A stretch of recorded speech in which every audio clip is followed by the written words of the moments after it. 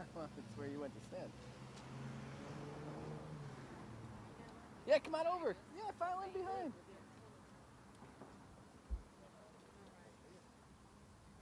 Are you all going to stand behind us?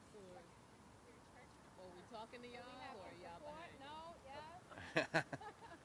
Where the Marriott? Flood over. Yeah, this is phenomenal.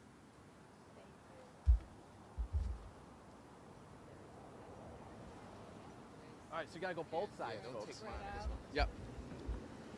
You gotta go both sides. Come on, you can't just stay on one side. All right, there we go. All right, perfect. All right. Stay. All right. Just like to start by thanking everybody for coming today as we announce an innovative and groundbreaking partnership between the Rochester Police Department and the Urban League of Rochester. So we'll start today to talk about that. We're joined by several of our partners here from throughout the community, and I'd like to introduce Deputy Chief Keith Stith from the Rochester Police Department to talk more about this incredible partnership. Thank you, Captain Bello. Good morning. We are here today to announce an unprecedented partnership between the Rochester Police Department and the Urban League of Rochester. The Urban League has been a pioneer of civil rights here in Rochester since 1965.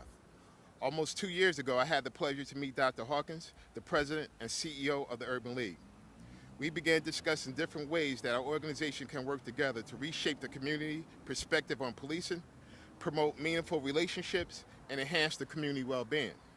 This vision grew into the idea of a co-opted workspace where we together can ponder ideas and problem solve. Dr. Hawkins and the Urban League was gracious enough to donate office space for us to use within the Urban League headquarters here on North Clinton Avenue. The goal behind this partnership with the Urban League is to help us foster community engagement in our community.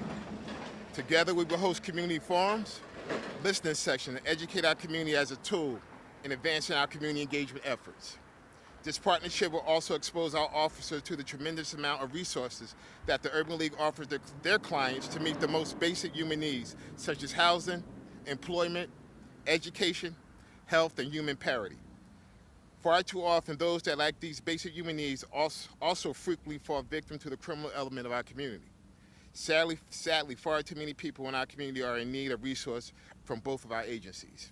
I would like to thank Dr. Hawkins for her leadership and openness to working with us here in the Rochester Police Department. I look forward to continuing to build our partnership so that we may join our efforts to strengthen our community. Thank you. Dr. Hawkins. Thank you, Deputy Chief Stith. Today marks a profound moment in history because we're gathered here to celebrate shared space between the Urban League of Rochester and the Rochester Police Department. We're honoring a shared commitment to making our community safer.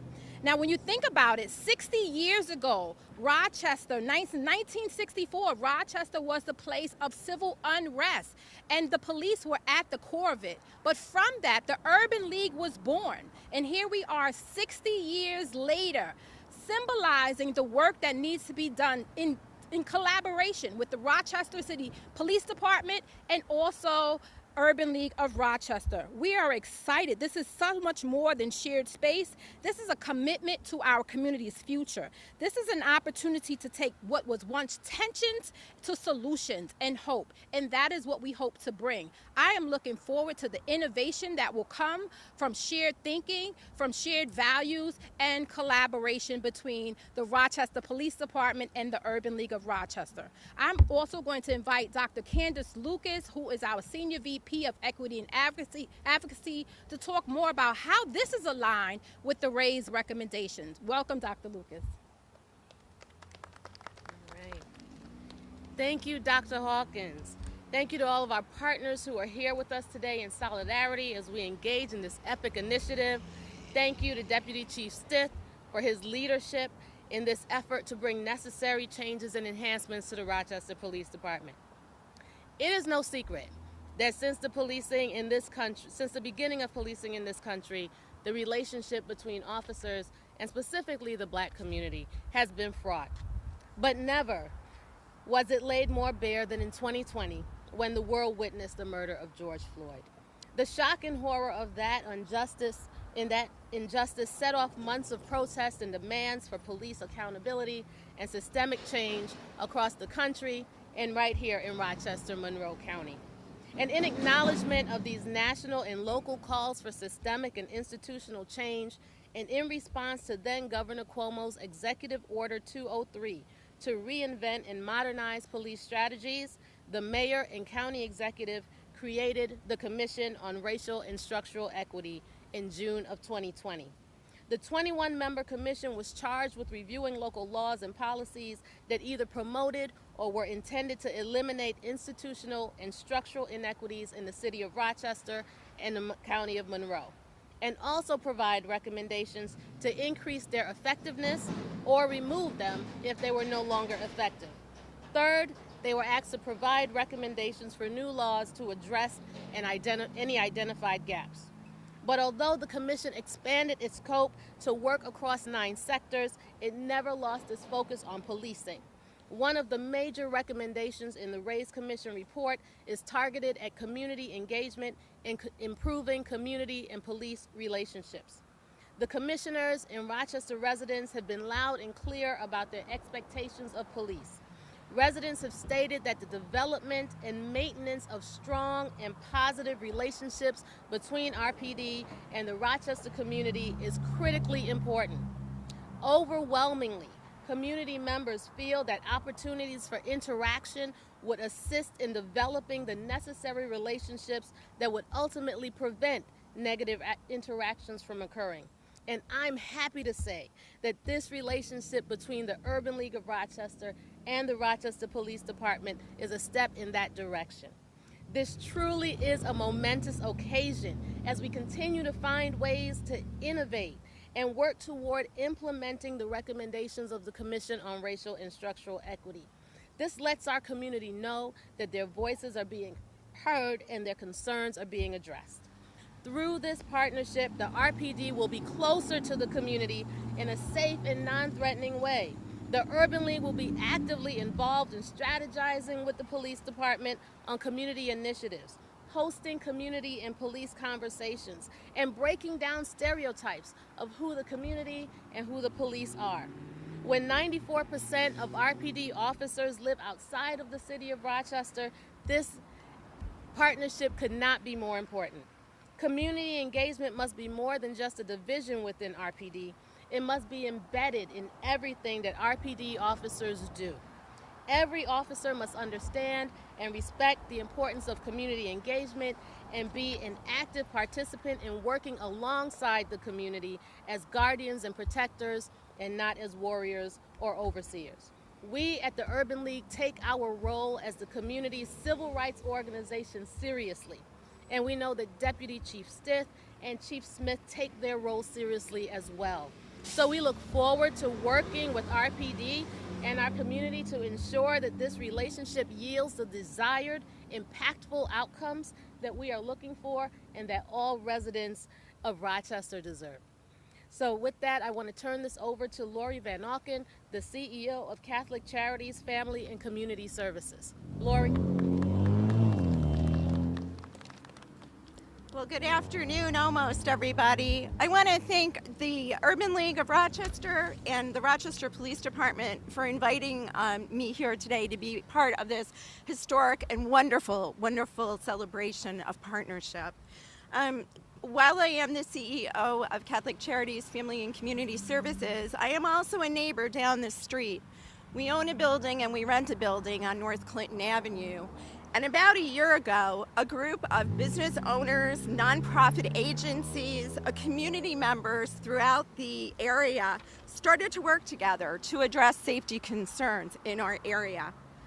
Conservatively, the small group, and this is along North Clinton and the St. Paul corridor, conservatively, this group have about 3 million customers and clients coming through our doors and into this neighborhood every year.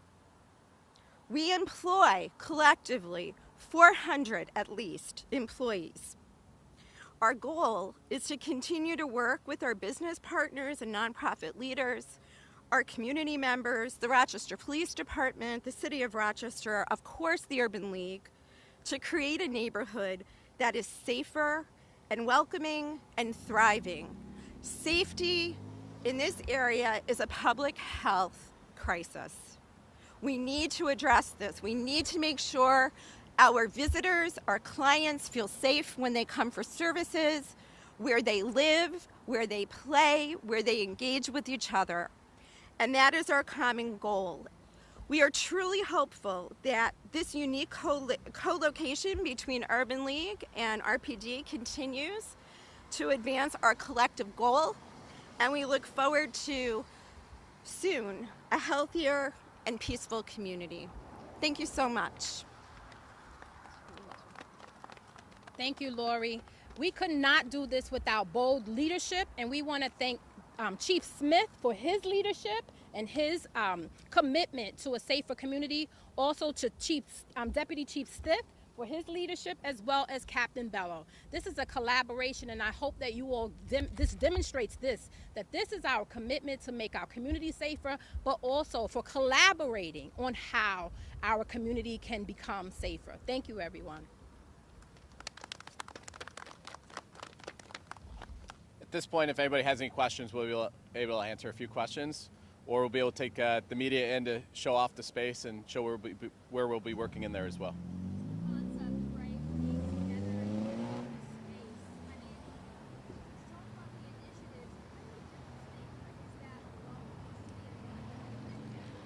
Yeah, so twofold. Number one is talking about a civil rights organization from almost 60 years old that, if you think back 60 years ago, the foundation of that was pretty much anti-police, right? The police were the face of those civil rights violations all too frequently.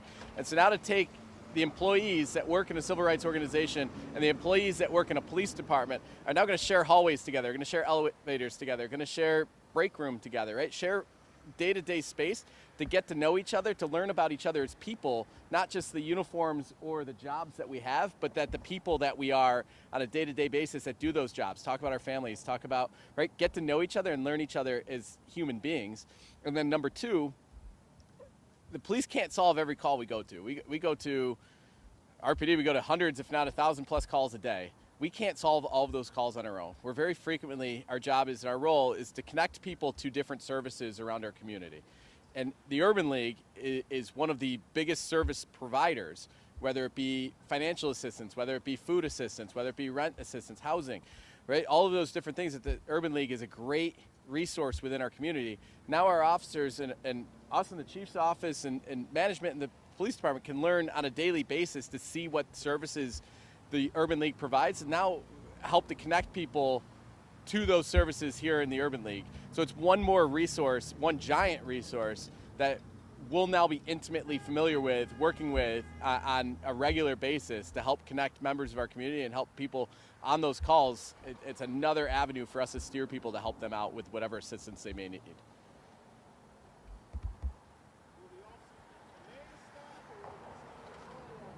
It's going to be a variety of the way we're looking at it. So initially, what we're looking at is this is a space where somebody can come and work quietly, right? It's a space that we're not opening this as a substation or anything. It's not going to be staffed 24 hours or anything along those lines. Looking to bring community meetings here, looking to bring other meetings throughout our community, bring them here to where the Urban League can see what we're doing, and at the same time then partner with us on a lot of those meetings and workspaces and things along those lines as well. Good? Cool. Thanks, everybody. Appreciate it.